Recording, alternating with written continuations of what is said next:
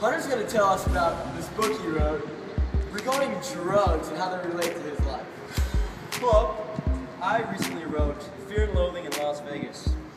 It is about myself and my friend who are disguised as Raoul Duke and my attorney Dr. Gonzo. Rad, bro. It is about their journey to accomplish the American dream. However, this journey is slowed down by a love of drugs. Our constant use makes it even a routine restaurant trip a frightening experience that leaves us both running. Running away? Yes. There's a lack of distinction in this book between what is real and what is actually imagination. From like hallucinating and stuff? Yes. God, man, those drugs are crazy.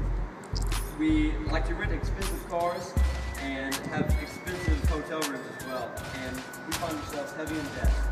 What themes would you have about your life? Like the whole drug phase, it had to be like thematic or something. Well, it makes us clear that we both know that drugs are bad. Yeah. A direct quote from my book says that my attorney has never been able to accept the notion that you can get a lot higher without drugs than with them. I go on to say, neither have I for that matter.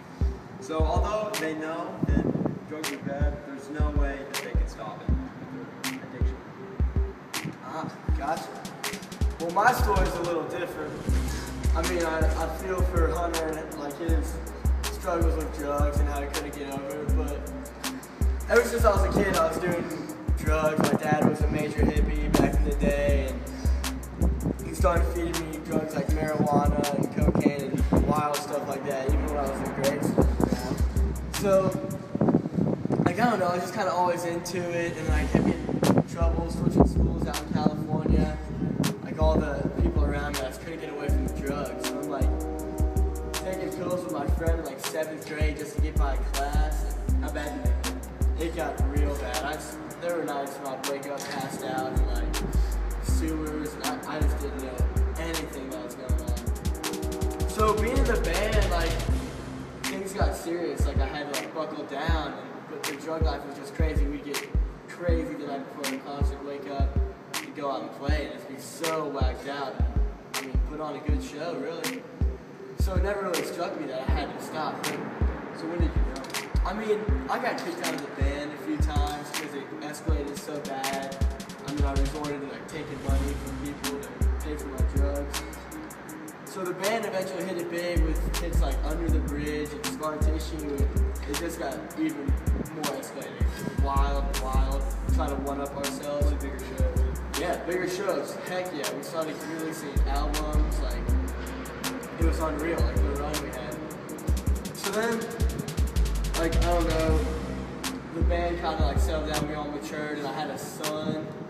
Wasn't married, but had a son, and I made the decision to become sober. And I tried one time, lasted 5 years, but it didn't last. So I guess we'll have to just read your autobiography to find out the rest. I mean, it's probably a good idea, I recommend it. I recommend Hunter's as well, great stuff.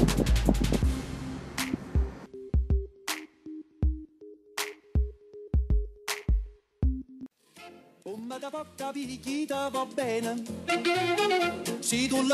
are you doing? Turn off the music. I'm trying to sleep. Come da venen cave di I love you. Papa l'americano.